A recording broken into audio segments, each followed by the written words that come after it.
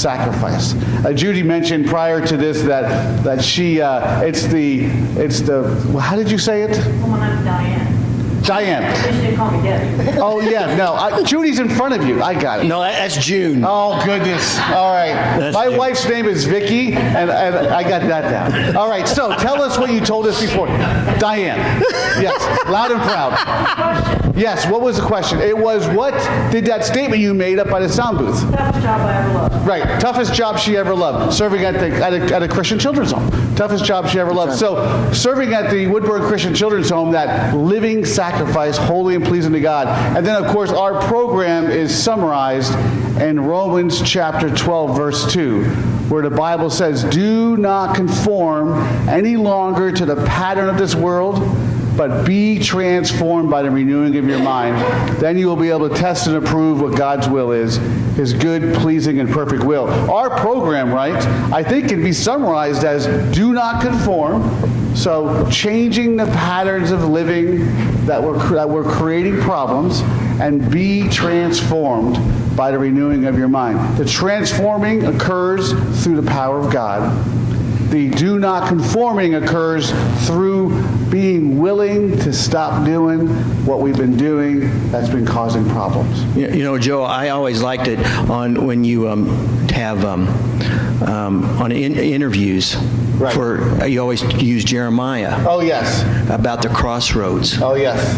And how why don't you explain a little bit about that process? Right. You know how it's all a new norm. Right. And of course, Hal referred to it as interviews. An interview at the Woodburn Christian Children's Home is when we meet with the families, the children who are considering placement into our homes. Usually it begins with a telephone call. They'll find out who we are through the churches that know about us, the Christian individuals that know about us, and through kids and families who have been previously in our program. So we've been around for 45 years. And so our footprint has naturally spread out throughout the tri-state area, which is where we primarily our children come from. And a lot of it is word of mouth. A lot of it is through churches, and certainly we have great friends, social workers and such, and they can make referrals, but primarily it comes through the churches, which is why we love being here today, because you guys and girls are the eyes and ears for us. If you know a child who needs a little help, or a grandma who's raising a 5th grader and she needs a little help, or a single mom who's having problems, the first thing to do is just get us in contact with them. And then a phone call leads to an on-grounds interview. So they come on grounds, and we sit down at the table with them, and we usually have some pieces of paper we'll have in the table, and we'll do some doodling on it. And one of the things we doodle on it is Jeremiah 6:16. And there, it's one of the most powerful passages in the history of Israel. And God says to Israel through Jeremiah, stand at the crossroads and look. Ask for the ancient path, ask for the good way, and walk in it. And you will find rest for your souls. But some of you said, you will not walk in it. And that's what we do. When they come on grounds for that first visit, we simply stand at the crossroads with them. Obviously, what brought them to a Christian children's home is usually a series of crises, usually a year or two long. Parents are completely blown away by how their child's acting. Single moms are overwhelmed. Grandmas and grandpas who are now mom and dad, which, by the way, 50% of our kids come from grandmas and grandpas who are now mom and dad. The drug and alcohol epidemic in this country is robbing our society of families. And so we are a necessary ministry in God's fabric of love, because someone's got to stand up and be a Christian family model for these families.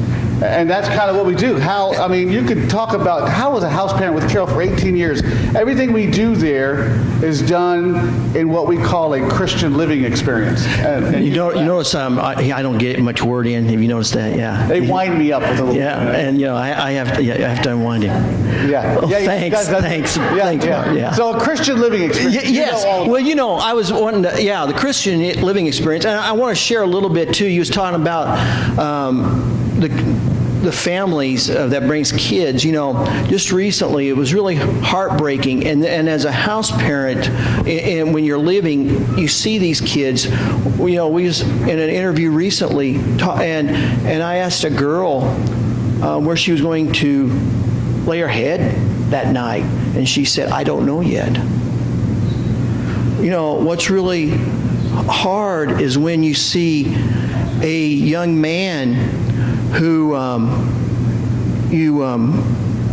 we believe in positive correction, positive discipline. Everything leads to that. And and when you tell him, when he first came, you told him that wasn't correct, and he would go off and curl up in a fetal position, waiting for what.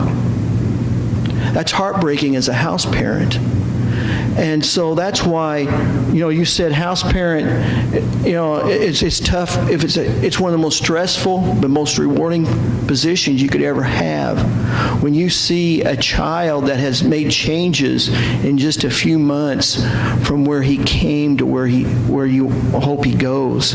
And then when they leave, what's even more rewarding is, sometimes it takes a couple years, unlike all kids. When they call up, they call us mom and dad in the houses. And when they call up and say, "Hey, mom, dad, can I come over?" And you're going, let me think, okay, go ahead.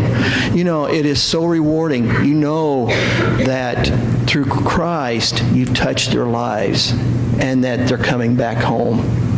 And it's so rewarding and it's so refreshing to see. And they say, if it wasn't for you, and we wouldn't be where we are today. And we know that God has really put us in the right position to touch that. And as every house parent, we have a set of house parents there that's been there over 30 years. And, and that's just amazing. And that's the only way that is, it's not a job. It's a mission, and God has placed us there. And at the same time, each house parent has a responsibility for each child for protection, but also we have 4 different programs. Right. And we touch physical, and matter of fact, just give you a quick story. Yesterday, we had a boy who. Social skills and everything is very limited. He really struggled, and he always looks at himself as inferior to others. Even though he's probably one of the smartest kids, he's smarter than Joe. Doesn't take much. But yesterday we put all the kids in a mile or 5K run up at Woodburn, and he took off in the mile. He ran the mile. Never ran in his life. I mean, the fastest he ever ran was from the couch to the table to get food. But he took off like, I don't know what, man. He started sprinting, and I thought he's going to finish last. And here he came. He finished number 1 overall at everybody, and you ought to have seen his face. It was so rewarding knowing that he had that opportunity. And he would never have had that opportunity if he wasn't at the Woodburn Christian Children's Home. He got him a big old trophy, and he just smiled from ear to ear. And what was so neat was he said later, Joe, that wasn't me running. That was God. Oh, yeah. And that was so cool. If you knew this boy and his relationship with God isn't the greatest, but he gave God the credit, and I thought that was fabulous. So that's one aspect. And we have what? Emotional? Yeah, and it's interesting, too, because the young man he's talking about has been with us over 4 years and will be with us through high school, which will be another 3 years. See, half our children stay with us for long periods of time because they have no home otherwise. And that distinguishes us in the world of Christian children's homes. And it's because his family has been through the ravages of drugs and alcohol and mental illness. And so they truly become our children. And they come back year after year when they leave our care. Hal and Carol form such bonds with them that they are truly mom and dad forever. We help the kids buy houses, buy cars, enter into healthy relationships. We help them pick up the pieces when they make stupid decisions, and on and on and on. And it's a consistency. One of the greatest things that we learn regarding children is if they have a high level of permanency in their life, they will thrive. And so emotional is one of the big aspects. My wife, she could probably come down real quick and talk about the emotional part of our program. You going to come down, Vicki? And I told her she was going to be called on. Don't look at me like I'm crazy. She always looks at me like I'm crazy. Are you crazy? So, Vicki, he's crazy. You want to use mine? in a couple of minutes, I mean, our program as the emotional part of it. Go ahead.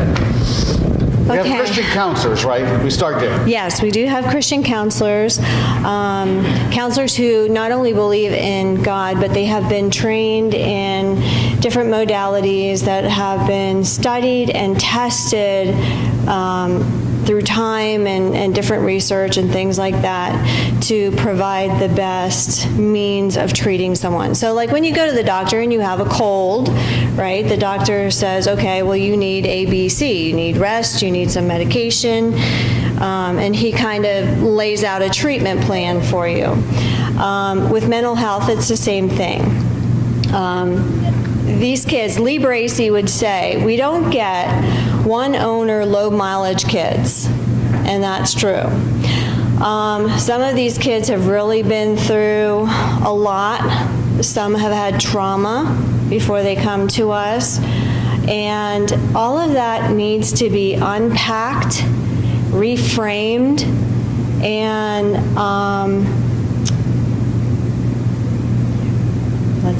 reformed maybe. Yeah. Kids who come with trauma, who have been abused or things like that, it's really easy for them to get in a mindset of, well, if there's a God, why did God let this happen to me as a child? Whew. How do you answer that? Most adults can't figure that out. And we have a lot of kids who have those same thoughts, and they need somebody to help them unpack it, understand what happened, reframe it, and then God reforms it and restores it. Yes, and it's, thank you. That's well said. Am I done? You're done. Okay. Yes. But well done. You got to do a backflip on the way back. Okay, so we're going to ask you guys if you have any questions here in a second, but let me just come off of that and talk about the educational part of our program. We have physical, like Hal talked about, and of course the physical includes nutrition, includes exercise, we're unplugged. There are no cell phones for our children they aren't playing video games for 18 hours a day, although that's what they're used to doing before they come to us. And we have, and then when they first come, Yeah. they go outside. You tell them to go outside and play, and a lot of them will just stand there like, what do I do? They have no idea on how to play. Right. And so physical, I mean, that's a big, huge part of it. Safety. The girls learn to be safe in their bedrooms. Security, they feel safe, and children grow in a safe and secure environment where they're being fed well, there's predictable bedtimes, and so on and so forth. So physical is a big part of it. That's usually the first part of it. And then emotional. Once they begin feeling safe, they begin to be able to have the room to understand what they went through and where they're going based on who God is. And that's a huge part of our program. We call it a Christian worldview. Worldview is like a pair of glasses, how you view the world. And we help our kids over time define what they've been through and where they're going based on who God is. That's the lens that we help them to see through. And that's what bridges our emotional and our educational program. Educationally, we try to help these kids, first and foremost, who is God? God is, and God created. We start there, the very basics. And then we move forward through the biblical testimony and the big narrative of God's love. And slowly, I'm talking months and months and months, they go to school. off grounds and we have on grounds tutors. And the environments they go to school is a private Christian school that gives them a sense of how God is integrated into the learning process. And all of our folks are trained in all of this stuff. And so education is a big part of it because when Hal talks about the spiritual aspect, educational is still our greatest measurable. If a kid's feeling good, eating well, sleeping good, feeling safe, if they're getting that peace with their past and leaning into their dreams, then their grades reflect that big time. And so the grades are every single day we're touching on their grades and where they are in their schooling because it's our greatest measurable. And because we want to know if our kids are backsliding. We want to know if the recent home visit has brought the big noise generators back up again. It's our responsibility to help these kids. And then, but the fourth part of our program, which isn't a part of our program, it is the program. Yeah, it encompasses our whole program, is the spiritual. Did everybody get one of these? In your bulletin? Hal usually puts $100 bills in them. Did he do that? Did anybody get that one? Oh, yeah, you got it, June? Yeah, give it back. Her name is June, not Judy. I know, June. Okay. That's my cousin. I know. I just want to know that her name is not Judy. I'm reminding myself of that. Thank you. She's kind of a whack job like me, so. I don't want to assume anything at this point. But anyway, so if you guys have questions, guys, look at that and you'll come up with questions. But our spiritual, it encompasses our whole program. And I want to, since we don't take any government money, that is where our focus can be. Without taking that, we rely on the finances from churches, Church of Christ Christian churches, basically. But the spiritual, every morning, a child, when they come down for breakfast, most people sit down and eat breakfast. Our kids are fed the Word of God first. It's not an option. It's the way it is. When kids come in, that's a whole new setting. First, a new setting because they're sitting around a table, but then also they're fed the Word of God. And then they get to eat. They get to feed their belly. And then we have on Wednesday nights, we go to Wednesday night service. They go to youth group on Thursday nights. And then, of course, they go to church on Sunday. And every one of our staff has a very good background of their faith in Christ. And, and it's so neat. Blow my own horn here, but it was really fabulous. One of the greatest moments that I ever had, it was when we used to have a picture, I don't know if you still do, of me being able to baptize one of the girls from the children's home in our pool. It was so neat because some of her teachers and everybody came to that, to see that, and it was such a blessing. And that girl has really grown in the last several years after she was immersed, and she's turning into a very fine young lady, and with a very solid Christian background because of that. And that's like a lot of our kids. When they come, they don't know Christ. By the time they leave, they have become immersed into Christ. And I think that's a big testimony on what the Woodburn Christian Children's Home really is. I think we got, about 15 minutes? Yes. 10 minutes? So let me just, all of our staff meetings begin with prayer and a devotion. We believe that our house parents and our on-ground staff, the counselors, and all the other people involved, we believe that the children benefit from the overflow of their heart. It's like a reservoir.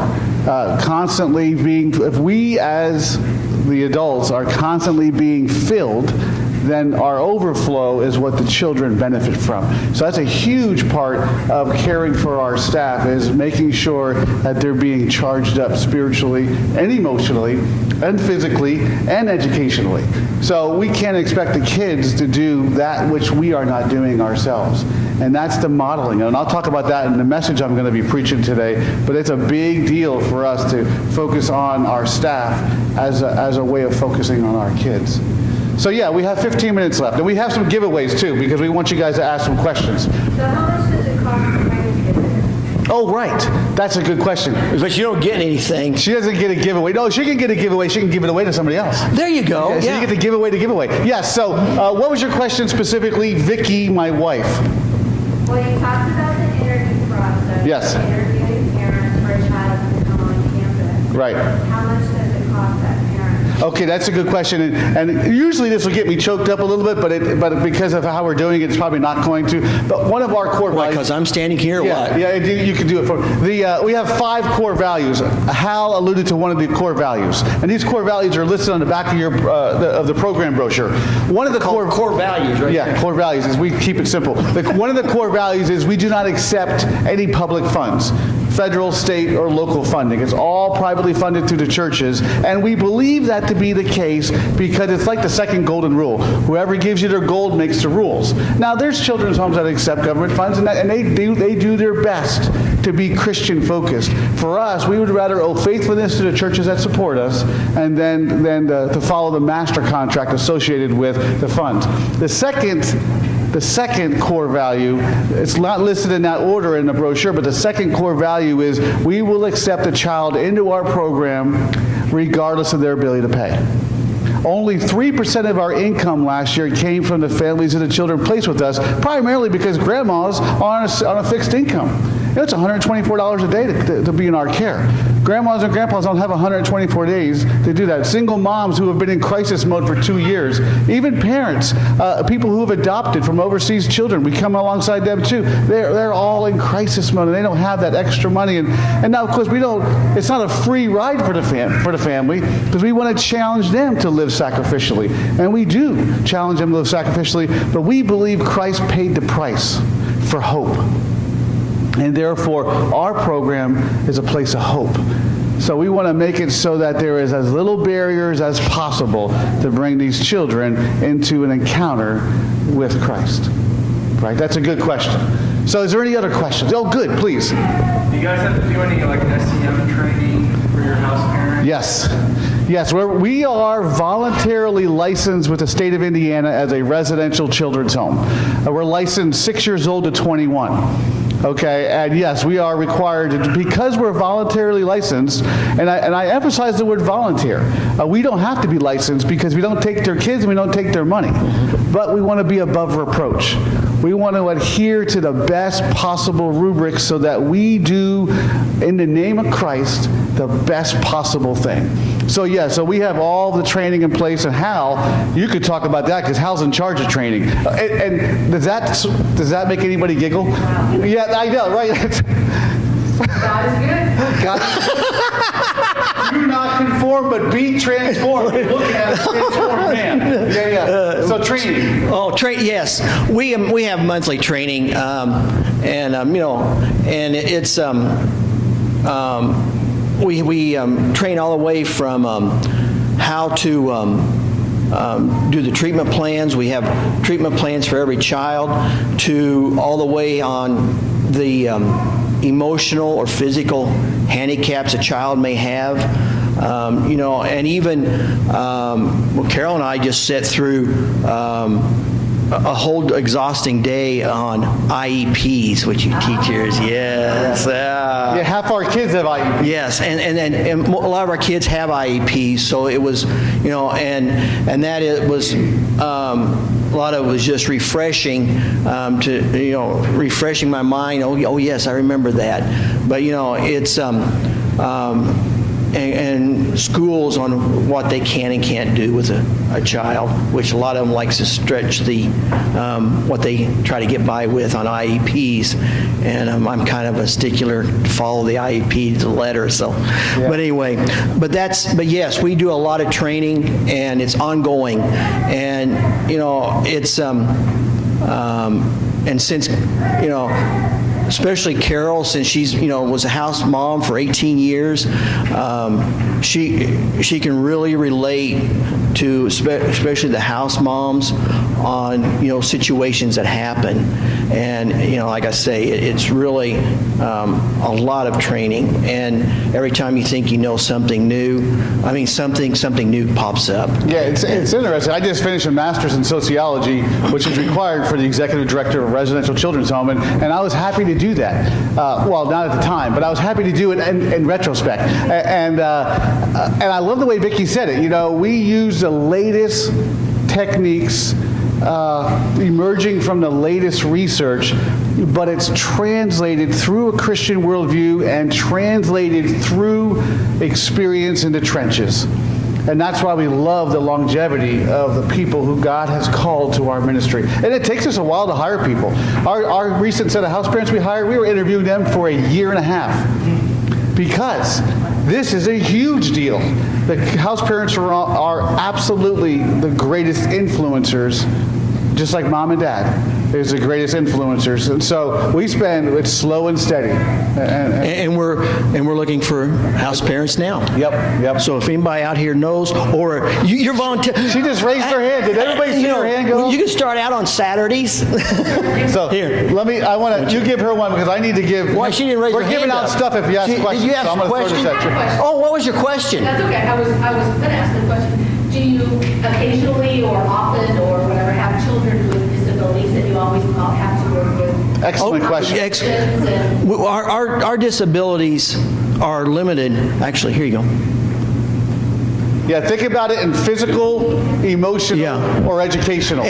We are not Right. We are not able to handle a child who is moderate to severe handicapped, or emotionally or physically. Because, everybody finds their niche. Yes, See, I love that word. You did it perfect. We have a little niche. That's kind of I work in special education. Okay. So, Yes. I just wondered if that, is something you are able to accommodate on some level. Yep. Moderate on to LDs, EH kids we can handle to an extent, but not a severe case.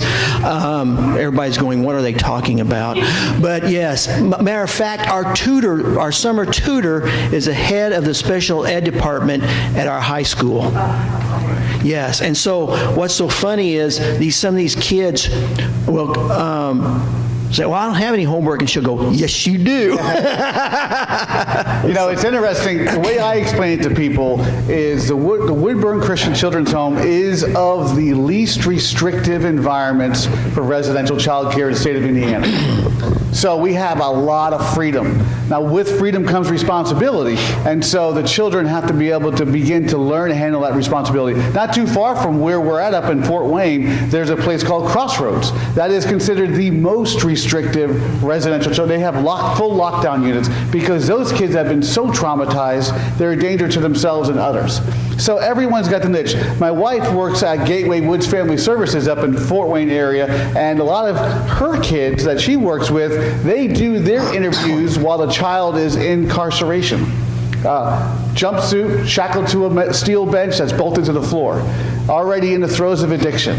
And so my wife works with that. So, and all the children's homes where we get along, and so they'll call us, and Hal will be like, what, I think they'll be better off if we refer them to, and then we get referrals into us, because we are the least restrictive environment, very, very empowering, but the child will, obviously if they've been through too much, then the freedom is too much for them to handle. And half our kids stay a long time, so we have to be very careful who we bring in. Yeah. And freedom. Our kids aren't locked in at night. They're not locked behind locked doors. They can walk out of their bedroom, go to the bathroom. We'll know they do that, Yes. though, with our monitoring system. But their bedrooms aren't locked at night. We don't have cameras in their rooms or anything. Right. But they have a lot of freedom. Outside, they get to play. Now, they're still supervised, but they have a lot of freedom, not like a lot of the other facilities. And so there has to come a sense of they wanting to, one of the questions we ask on the interview is, do you want to come? And so a lot of them will say, oh, yeah, until they come there and they'll go, oh, no. And there's usually 2 interviews. Go ahead, what's your question? How many children do you have, and Yes. how many house parents per Right. children per house? Great question. So the first part of the question is how many children we have. Currently, we have 15 children, and we have another one coming in. Okay. Yeah, 15. Yeah. 15. 15. Yes. And so our house parents live there 24/7. They have 1,200 square foot apartments attached to the homes. So they have boundary space, and then we have we're continuing to develop our respite plan to give them time off. We're getting ready to hire a third set of house parents, which they will float between the houses, so that everybody gets 7 days off a month. And that's what we just are rolling it out. And I was just talking to someone yesterday, we may be our first candidates for that. And we're also, to help on that respite, we're also always looking for people to come in like on a Saturday to fill in. Yeah, like 4 hours, 8 hours, 12 hours. And it's awesome because we're a home environment, we're a family environment. So I'm like the weird uncle that comes up on grounds about once a week. Hal and Carol, well, I have to be kind about it. Yeah, because I involve Carol's name. But they have a unique relationship with the kids because they're not living in the houses, but they're living on grounds. One house is a neighbor to the other house. And so when we have guest house parents come in, they have a very unique voice into the kids' lives. It's like seeing an aunt or an uncle once or twice a year, and they say things that the kids listen to, and we love guest house parenting. And the guest house parents love to come and work with our kids. Does that answer your question? Yep. Yeah, we can go up to 10 kids per house, but we accommodate, can you hand that back to her? We accommodate the specific needs of our children. We don't have to focus on the census report, how many nickels and noses. We can willingly and joyfully reduce the number of kids with us because a few of the kids with us need a little extra work. I've another question. Yes. You said you have your own church services there, or do you take them to a church? We take them off grounds to a church. One of the houses goes to a church in Fort Wayne, Cedar Creek Church of Christ, which runs about 450, and another house goes to Harlan Church of Christ, which runs about 200. And they participate in the church camps and the life of the church, just like any other family would. Because that's our biggest thing, is we want to teach these kids how to participate in a Christian family. That's a huge part of it. That's our biggest success. Another question. Do you ever have to turn them away for numbers? Or is that not usually? We're We're almost full. yes, yep. We got about one more bed, and we're full because we do not double up in any rooms. Stuff. Larry, I just want to know how many buildings you have on ground. how many buildings? Okay. You live there and does he live there? No, well, we don't want him to live there. He says that with love and kindness. You can feel it. Don't touch me. We have two residential homes. The original one, Larry, that was built back in '72, and then we have a administrative house that was built next, and that's where Carol and I live. And then we have the other residential home that was built it was about 30 years ago now. Right. And so we have two residential homes, and they can basically hold 7 kids each. And the reason why he said 15 is because our house parents have a couple of kids too. So, but that's basically our buildings. We do own 33 acres, and it's all paid for. I think I told you, Larry. And then also we have a pantry that is basically everything in it has been supplied by donors except for milk. We have to buy milk basically every week, but that's the only thing we really buy. And we have the Amish drop off eggs. Yeah, the pantry gives me hope for the human race. We feed all of these people 3 meals a day, all year round long, for about $200 a month. Pantry drives from everything from Girl Scouts to churches. A lot of times the churches I'll come and present at, I'm at 45 churches and 45 Sundays. And that's what we do is we go out and we want to continue the relationship because you're our eyes and ears. Our referrals come through the churches, and our prayer partners are into churches, and all of our support comes through the churches. So it's not uncommon for a church to do a pantry drive for us, and that's why we have a vehicle. We take all this stuff back, and Hal and Carol, they manage this humongous pantry. We have churches raising beef for us, whole beef. They'll call and they'll go moo, and that means they really look funny in the worship service, the cows. Yeah, good. Yeah, so we have, they'll call us and we'll send out a truck with a trailer and pick up 2 beef and bring them on grounds. We wave at them, they take them to our butcher, and they come back in packages. And hogs, chickens, it's just, we are blessed with the overflow of generosity. Kind of like knowing they are. Yeah, it is. Yes, and our kids are taught that. Our kids are taught that they are caught up in something greater than themselves, this great fabric of Christian love. And they may never meet the people who are praying for them. And we have prayer partners all over the place, and if you guys want to get involved in the prayer partner program, Carol manages all that. And these kids know that there's a lot of people who care about their well-being that they'll never meet. And that is living in the kingdom. That is what Christ died for. And it's wonderful to see these kids when they finally get it.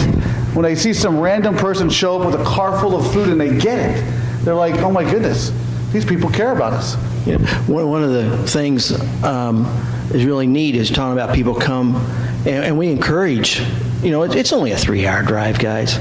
It especially really is. If Carol drives. If you drive, it's like 2.5. But yeah. Well, yeah. But anyway, yes, time. But what's really neat is when to see the kids, they love to show their rooms. They have to, and they love people to come in and visit them. And then when you tell them, will you show them your rooms, and their eyes will light up, and and off they go, and they just can't wait. Because they have basically everything that's in their room has been donated to them from other people. Yeah. And so they're so excited. So I encourage that, to come up and, make a day trip and come up and visit us. I'd encourage it. See it firsthand. So now we're out of time. So there's a lot of stuff in that brochure we gave you. There's a ton of stuff on our website. And please catch us afterwards. And this is the beginning of many, many, many visits. We try to stay connected with the people praying for us often. And we love the relationships and sometimes we even bring our kids along. And I don't have to bring Joe next time. Yeah, right. He can come. Now, well, you mentioned about VBS because not everybody knows. Okay, yeah. And you're our VBS minister. Barb said we are the VBS mission for what week? July 22nd. Okay. 24th. Okay, 22nd, 23rd, 24th. So, we'll be talking with you more about what that looks like. Yes. I if Carol and I can work it out, we'll be coming down. If you meet the financial goal, a lot of them in the past, we let them autograph his head with a Sharpie.